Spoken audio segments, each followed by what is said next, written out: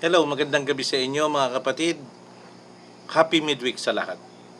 Ngayon po ay pagpapatuloy na po natin ang pag-aaral natin at pagbabasa sa aklat ng Genesis. Tayo po ay nasa kapitulo 40 na po. Napakabilis ng panahon. Sabi nga ay ang panahon ay nagmamatulin. Sa gabi pong ito, bago natin pagpatuloy ang ating babasahin, tayo po na humingi ng karunungan buhat sa ating Panginoon. Ama namin Diyos sa langit, maraming salamat po sa inyo sa pagkakataon muli na ibinigay niyo sa amin upang kami po ay makabahagi ng isang kapitulo sa aklat ng Genesis na ito po ay lagi namin inaabangan. Nawa Ama, kami po ay inyong gabayan at patnubayan. Sugo naman po niyo ang inyong Santong Espiritu sa amin upang maunawaan po namin ang aming babasahin at maging inspirasyon po namin. Salamat po sa inyo sa pagtugon niyo sa aming mga panalangin.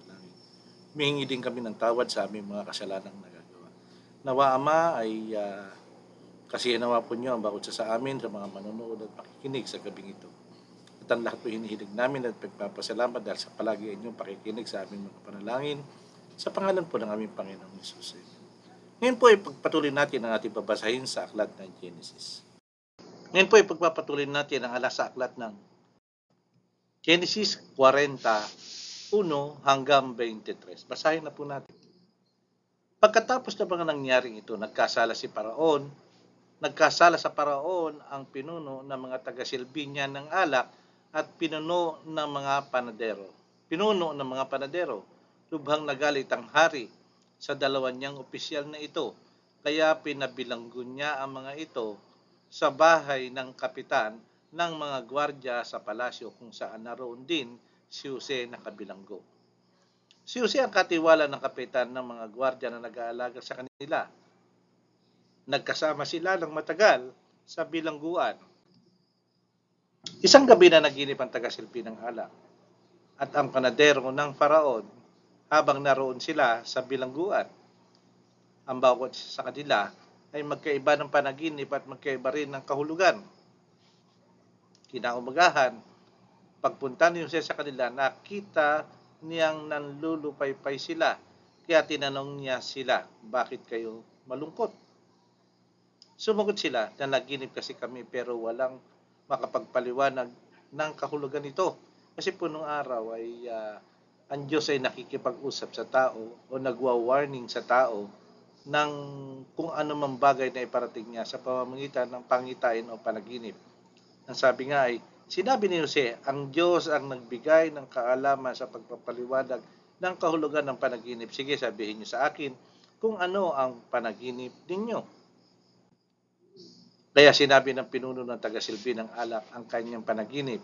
Sinabi niya, nanaginip ako na may isang puno ng ubas sa aking harapan at ito'y may 3 sanga. Tumubo ito, namulaklak at nahinog ang mga bunga. Nakahawak daw ako sa saro ni Paraon at pumitas ng ubas at piniga ko agad sa saro. Pagkatapos ibinigay ko ang saro sa hari. Sinabi ni Jose, ito ang kahulugan ng panaginip mo. 3 sanga ay nangangahulugan ng 3 araw. Hindi matatapos sa 3 araw, palalabasin ka ng Paraon sa bilangguan, pababalikin ka sa trabaho mo bilang taga-silbi ng kanyang alak. Naway alalahanin mo ako kapag mabuti ka na ang kalagayan mo. At bilang pagpapakita ng kabutihan mo sa akin, banggitin mo rin ako kay Paraon para matulungan mo ako na makalabas sa bilangguan. Sapagkat ang totoo, sa pilitan lang akong dinala rito mula sa lupain ng mga Hebreo. At kahit dito ay wala rin akong magawang kasalanan para ibilanggo ako. Natatandaan po natin na sinetap lang siya ng asawa ni Kapitan Potiphar dahil kumbaga sa gustong-gusto siya pero ayaw ni Joseph na magkasala sa kanyang boss. Kaya ayun, pinakulong siya. Nang marinig ng pinuno ng panadero na maganda ang kahulugan ng panaginip, sinalaysay din niya ang niya kay Jose. Ang kanyang panaginip, sinabi niya, nanaginip din ako na may daladala akong sa ulo ko ng 3 kaing na may mga laman tinapay. Sa ibabaw ng kaing ay may laman na iba't ibang uri ng tinapay para kay Faraon. Pero tinuka ito ng mga ibon. Sinabi ni Jose, ito ang kahulugan ng panaginip mo. 3 kaing ay nangangahulugan ng 3 araw.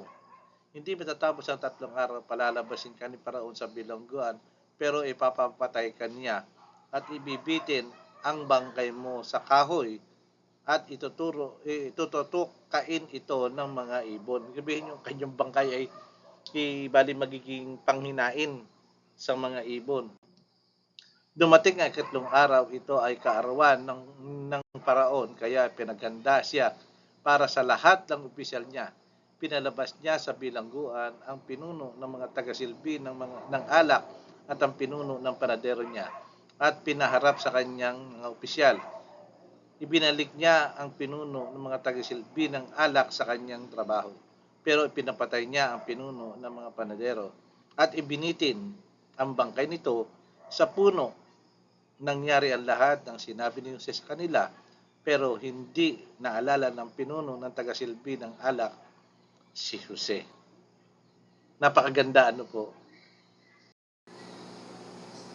Nakita po natin ang pangyayari sa buhay ni Joseph. Kumbaga sa para siyang sinusundan ng kamalasan hanggang siya ay nakulong at nagkaroon ng pangitain ng kanyang mga kasamahan at ito ay nabasa niya kung ano ang ibig sabihin nito. Mga kapatid, napakaganda siguro po kung tayo ay may karapatan o talento sa pagbabasa ng panaginip. At sana ay panabikan natin ang mga susunod pa pong istorya tuwing araw ng Miyerkules at Biyernes at tayo magkakasama. Sa pagtatapos, tayo po ay manalangin muna. Ama namin Diyos sa langit, maraming salamat po sa inyo sa isang napakagandang istorya na amin pong natungkayan sa aklat ng Genesis. Ito po ay masyadong nakaka-inspired at nakakapanabik tuwing kasapit ang istoryang ganito na aming inaabangan. Salamat po sa inyo at hihingi pa po kami ng pagpapatnubay sa inyo sa kalahati pansalinggo na aming tatahakin. Biyaya at pagpapala ang hinihiling namin sa inyo sa aming pang-espiritual, pisikal at material na bagay, lalo-lalo po sa pang-espiritual. Salamat po sa inyo at ang lahat po hinihiling namin sa pangalan po ng aming Panginoon Jesus. Amen. Okay, magandang gabi po sa inyong muli mga kapatid at happy midweek sa lahat.